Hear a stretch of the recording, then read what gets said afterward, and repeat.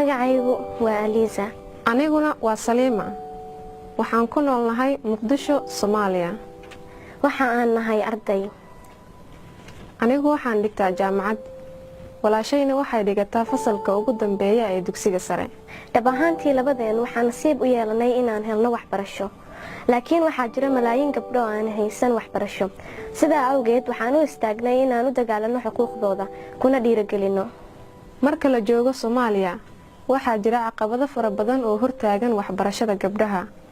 Waxaana ka mid ah guurka degdega ah, faqriga, dhaqanka Soomaalida oo aan inta badan dhiirigelin waxbarashada gabdhaha, fahamka qaldan oo waalidiinta qaar ay ka qabaan waxbarashada gabdhaha.